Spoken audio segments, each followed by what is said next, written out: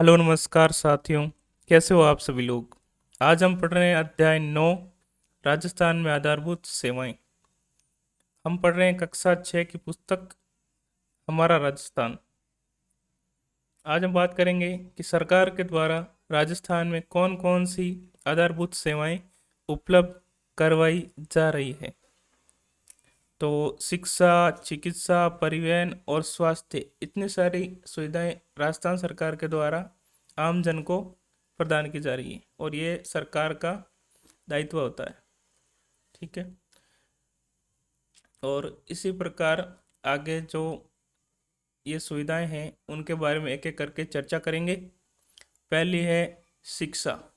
तो शिक्षा मनुष्य क्या जो है जन्मजात क्षमता के विकास के साथ उसमें चरित्र और व्यक्तित्व का विकास का मार्ग प्रशस्त करती है। यानी शिक्षा मनुष्य में चरित्र और व्यक्तित्व का विकास करती है। आगे देखेंगे कि जो विद्यालय के अंदर शिक्षा होती है उसके लिए सरकार ने उच्च माध्यमिक, माध्यमिक, उच्च प्राथमिक और प्राथमिक विद्यालय जो है स्थापित किए हैं। उसी के तहत जो बालक होता है उसको निःशुल्क शिक्षा देने के लिए भारत सरकार ने आरटी अधिनियम 2009 बनाया और उसके बाद राजस्थान सरकार के अंदर आरटी नियम 2011 के नाम से ये लागू हुआ। इसके अंतर्गत जिस बालक की आयु 6 से 14 वर्ष है उसको निःशुल्क शिक्षा प्रदान की जाएगी। आरटी 2011 के तहत ये प्रावधान किया गया है। और जो विद्यालय हैं उन पर निगरानी रखने के लिए और बालक का संपूर्ण डेटा उसमें सुरक्षित करने के लिए सरकार के द्वारा ऑनलाइन पोर्टल खोला गया है जिसका नाम है शाला दर्पण पोर्टल। इसके माध्यम से राजस्थान में विद्यालयों की स्थिति को देखा जा सकता है और समझा जा सकता है।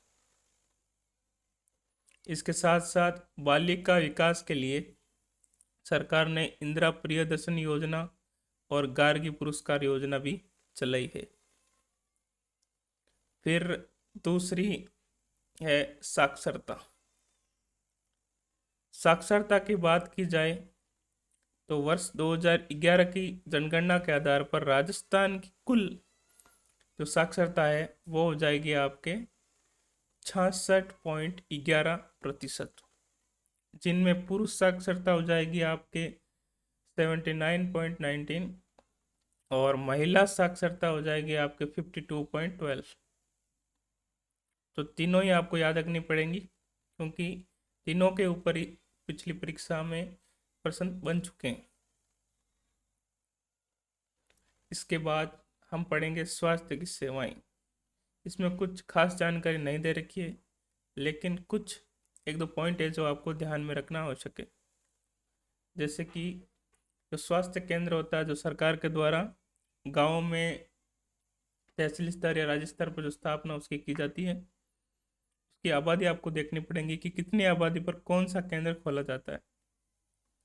अगर जहाँ की आबादी अगर 1000 है तो वहाँ पर स्वास्थ्य उप केंद्र खोला जाएगा और जहाँ आबादी 30,000 है वहाँ पर प्राथमिक स्वास्थ्य केंद्र खोला जाएगा और जहाँ आबादी 1 लाख है वहाँ पर खोला जाएगा सामुदायिक स्वास्थ्य केंद्र।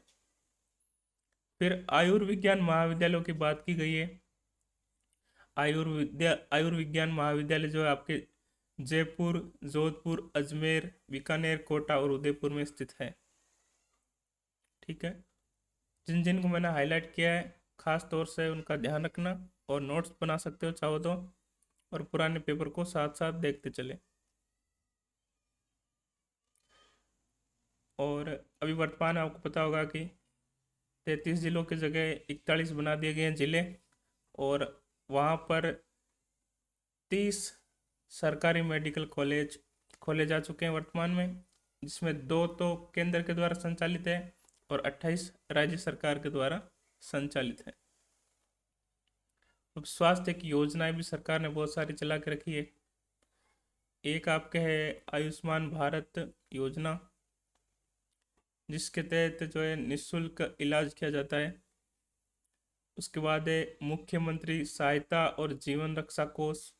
इसके अलावा मुख्यमंत्री राजश्री योजना, मुख्यमंत्री निःशुल्क दवा योजना, राजस्थान जननी शिशु सुरक्षा योजना, और इसी प्रकार जो है बहुत सारे अन्य रोग है, जैसे कि क्षय रोग है, मलेरिया है, अंधता है, आयोडीन अल्पता विकार है, एड्स है। इन पर नियंत्रण पाने के लिए और इसके अलावा कुष्ठ रोग, उसके उन्मूलन के लिए राष्ट्रीय कार्यक्रम भी जो है चिकित्सा स्वास्थ्य और परिवार कल्याण विभाग के द्वारा संचालित किए जा रहे हैं। इसके अलावा आप देखिए अगला है संचार और डाक सेवा। संचार में कुछ दे नहीं रखा है, और डाक सेवा थोड़ा सा देखेंगे हम इसमें। डाक सेवा के अंदर यहाँ से पढ़ना स्टार्ट करते हैं कि डाक विभाग के माध्यम से सूचना प्रेषित करने के लिए पोस्ट कार्ड, अंतर्देशीय पत्र और लिफाफे, ये तीन जो है पारंपरिक साधन है। प्रश्न पूछ लिया कि भाई डाक सेवा के तीन पारंपरिक साधन कौन कौन से हैं, और एक वहाँ पर नहीं दे रखा होगा, तो आपको तीन को चुन लेना है और उसको छोड़ देना है। सामान्य डाक सेवा, रजिस्टर्ड पत्र और स्पीड पोस्ट के माध्यम से डाक को पहुंचाया जाता है। डाक विभाग के माध्यम से न केवल डाक भेजी जाती है, बल्कि बचत खाता यानी एक बैंक की तरह भी यह कार्य करता है, और मनी ऑर्डर की सुविधा भी उपलब्ध करवाई जाती है। इसका एक उदाहरण है सुकन्या समृद्धि योजना, जिसके अंतर्गत बेटी की पढ़ाई और शादी के लिए डाक विभाग के पास सुकन्या समृद्धि योजना का खाता खुलवाया जा सकता है। यानी डाक विभाग के अंदर सुकन्या समृद्धि योजना के तहत खाता खुलवाया जाता है, और वो पैसे मतलब किसी की बेटी के पढ़ाई के लिए, शादी के लिए इस्तेमाल में हम ले सकते हैं। तो बात करें सुकन्या समृद्धि योजना की, तो इसकी शुरुआत आपके 22 जनवरी 2015 के तहत पीएम मोदी के द्वारा की गई थी।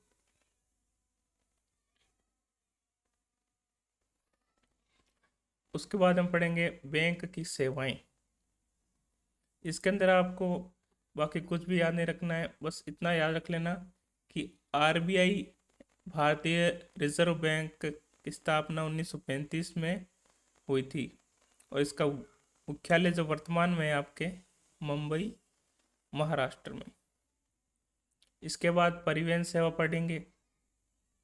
राज्य के औद्योगिक विकास और व्यापार वृद्धि हेतु सुदृढ़ परिवहन व्यवस्था आवश्यक है। यानी राजस्थान के अंदर अगर औद्योगिक विकास आप चाहते हैं, व्यापार में वृद्धि चाहते हैं, तो आपको परिवहन व्यवस्था है उसको सुदृढ़ करना पड़ेगा। राजस्थान में सड़क, रेल और वायु, ये तीन प्रकार के परिवहन जो है उपलब्ध हैं। राजस्थान में आपको जैसा पता है कि बंदरगाह तो है नहीं, तो जल परिवहन संभव नहीं है। पहले हम पढ़ेंगे सड़क परिवहन।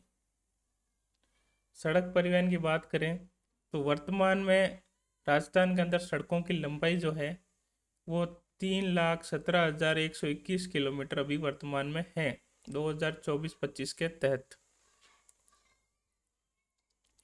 बात करें राजस्थान के परिवहन के साधनों में सड़क परिवहन महत्वपूर्ण स्थान है। राजस्थान राज्य परिवहन निगम, राजस्थान राज्य परिवहन निगम, इसकी स्थापना हुई थी 1 अक्टूबर 1964 में। ये आपको याद रखना है। राजस्थान में सड़कों की सर्वाधिक लंबाई जोधपुर और न्यूनतम लंबाई धौलपुर के अंदर है। NH, अब आपको यहाँ खास तौर से ध्यान रखना है कि NH का मतलब होता है नेशनल हाईवे, ठीक है। तो NH 15 राज्य का सबसे लंबा राष्ट्रीय राजमार्ग है, लेकिन अब NH 3 टुकड़ों में बढ़ चुका है, और अब नया सबसे लंबा राष्ट्रीय राजमार्ग हो जाएगा आपके NH 52। तो प्रश्न बनेगा कि राजस्थान का सबसे लंबा राष्ट्रीय राजमार्ग कौन सा है? हमारा उत्तर होगा NH 52। फिर अगला है सबसे छोटा राष्ट्रीय राजमार्ग 71 भी है, इसका नाम परिवर्तन करके अब कर दिया है NH 919, तो उत्तर हो जाएगा 919। इसके बाद पढ़ेंगे रेल परिवहन। रेल परिवहन के अंतर्गत देखा जाए तो राजस्थान में रेलवे के 2 जोन हैं। जोन कितने हो जाएंगे? 2। नाम क्या क्या है उनके? उत्तर पश्चिम रेलवे और पश्चिम मध्य रेलवे जोन, ये 2 आपको याद रखने पड़ेंगे। इसके अलावा राजस्थान में 5 रेलवे के मंडल भी हैं। कहाँ कहाँ पर स्थापित है? जयपुर, जोधपुर, अजमेर, बीकानेर और कोटा के अंतर्गत। भारत का सबसे बड़ा रेलवे मॉडल कक्ष, यानी रेलवे का मॉडल कक्ष जो है सबसे बड़ा, ये आपके उदयपुर के अंदर स्थित है। पश्चिम रेलवे क्षेत्रीय प्रशिक्षण केंद्र के अंतर्गत। उसके बाद पढ़ रहे हैं वायु परिवहन। तो वायु परिवहन की बात करें तो राजस्थान के अंदर जयपुर, जोधपुर, उदयपुर, कोटा और अजमेर, यहाँ पर जो है वायु सेवा उपलब्ध है। जयपुर के अंदर आपको पता होगा कि सांगानेर हवाई अड्डा है, जो राजस्थान का एकमात्र अंतर्राष्ट्रीय हवाई अड्डा, यानी यहाँ से फ्लाइट विदेशों तक जाती है। राजस्थान में 5 हवाई अड्डे जो ऐसे हैं जो वायुसेना के अधीन है। कौन कौन से हैं? एक तो बीकानेर वाला, जैसलमेर, सूरतगढ़, बाड़मेर, पड़ौदी, रातनाडा भारतीय वायुसेना के अधीन है।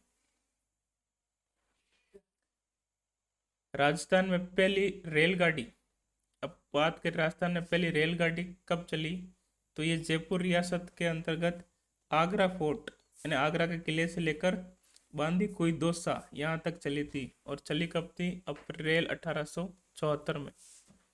तो पाठ हमारा हो गया कंप्लीट। इसके बाद कुछ शब्दावली और प्रश्न है। शब्दावली में कुछ खास दे नहीं रखा, तो हम सीधा प्रश्नों पे चलते हैं। पहला प्रश्न है 2011 की जनगणना के आधार पर राजस्थान की कुल साक्षरता प्रतिशत कितना है?